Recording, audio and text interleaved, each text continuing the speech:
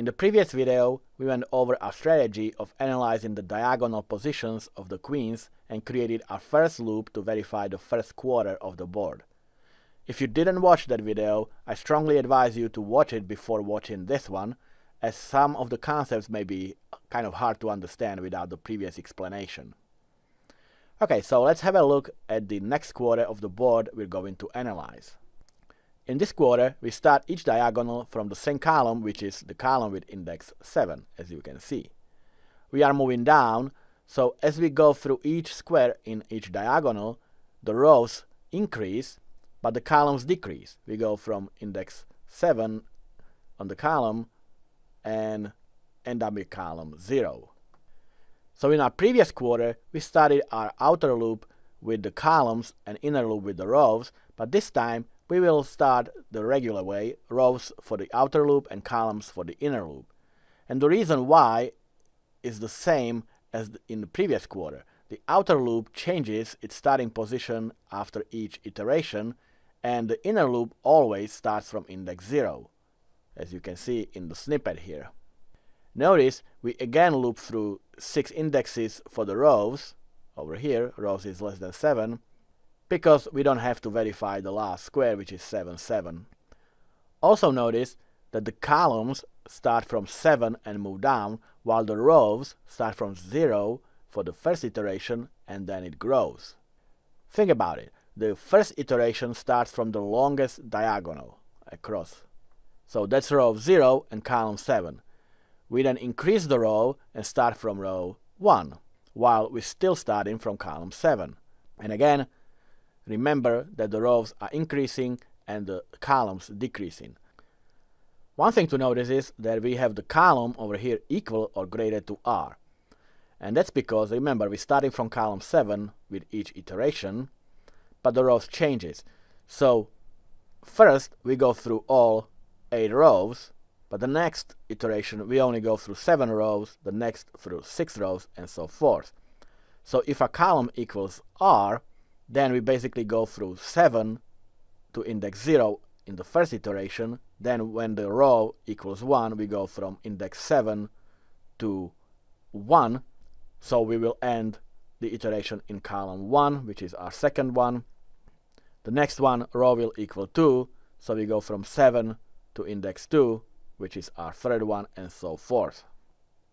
And finally, you may wonder about the calculation of the indexes on the board over here. Well, the column is used as is. We simply go from 7 to whatever R is, which is, as I said, changes by 1 in each iteration. And the row is calculated as increased by 1 every time. So the first iteration, column is 7, row is 0, so we have 7 minus 7 plus 0, which of course is 0. So we start from row 0. Then we move to the next row, which is 1. How?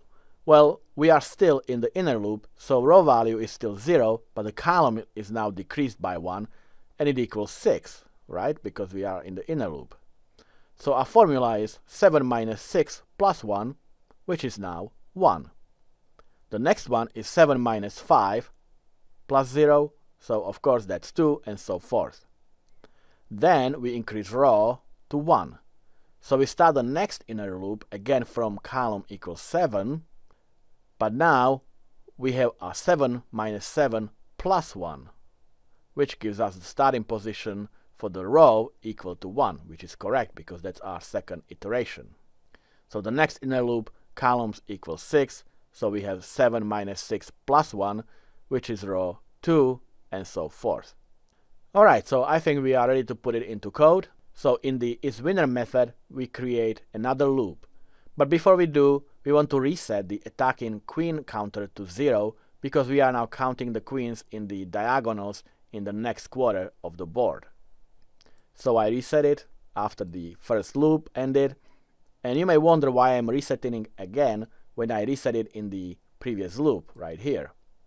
Well, as I explained previously, the last iteration of the loop could still contain 1 queen that was added to the counter previously. And 1 queen per diagonal is okay, so false would be returned only if 2 queens share the same diagonal. Okay, now I'm just going to use the same loop as you saw on the slide. So that's my nested loop. And inside the loop, we once again check if the square we are on contains the queen. This is identical to the previous loop, except the indexes on the board change to match the ones you saw on the slide. So here, we check if the square doesn't contain a board character. And if it doesn't, which means it must contain a queen instead, then we increase the counter, right here. And we call the countQueens method, passing the current state of the counter as argument. Remember, if this method returns false, it means more than one queen was on the same diagonal, and we return false from here as well. Keep in mind that the countQueens method also prepares the board for the next attempt, and it resets the counters. And after we loop through each inner loop, which is actually looping through each diagonal, it means we didn't return false, meaning we now need to move to the next diagonal, so we need to reset the counter, which is here. Alright, so that's 2/4 of the boards that are done, and 2 to go. Thanks for watching, and I'll see you in the next video.